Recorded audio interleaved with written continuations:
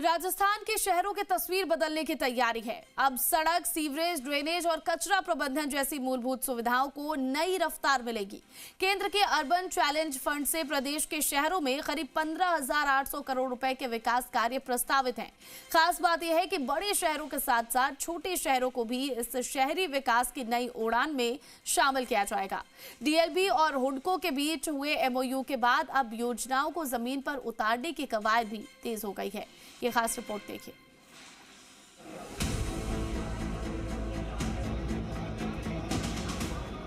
राजस्थान के शहरों में आने वाले वर्षों में बुनियादी सुविधाओं का बड़ा विस्तार होने जा रहा है। केंद्र सरकार के अर्बन चैलेंज फंड के जरिए प्रदेश के शहरी क्षेत्रों में करीब 15,800 करोड़ रुपए की विकास परियोजनाएं प्रस्तावित की गई है। इसके तहत सड़क, सीवरेज, ड्रेनेज, ठोस कचरा प्रबंधन, स्ट्रीट लाइट और शहरों के सौंदर्यीकरण जैसे कामों को गति मिलेगी।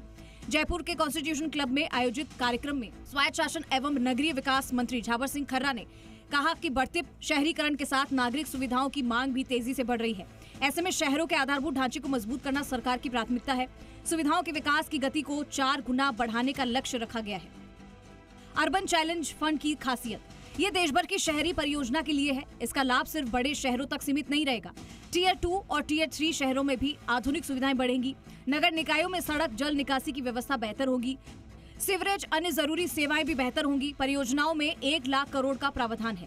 परियोजना लागत का 25% केंद्र सरकार वहन करेगी। राजस्थान में 15,800 करोड़ की परियोजना प्रस्तावित है।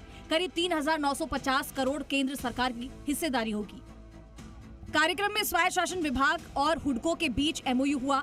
इसके तहत नगर निकायों को परियोजनाओं की योजना बनाने, डीपीआर तैयार करने और वित्तीय संसाधनों के बेहतर उपयोग के लिए तकनीकी सहयोग मिलेगा। एमओयू का आदान प्रदान हुडको के क्षेत्रीय प्रमुख सुधीर भटनागर और डीएलबी निदेशक प्रतीक चंद्रशेखर जुईकर ने किया।